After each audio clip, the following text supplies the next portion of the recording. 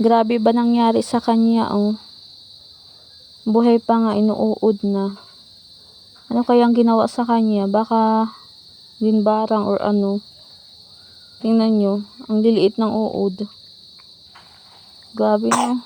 Kayo guys, naniniwala po ba kayo sa mga mangkukulam or mambabarang? Tingnan nyo. Dinadampot niya lang yung uod. Grabe, ah. Totoo kaya to guys? Ano sa tingin nyo?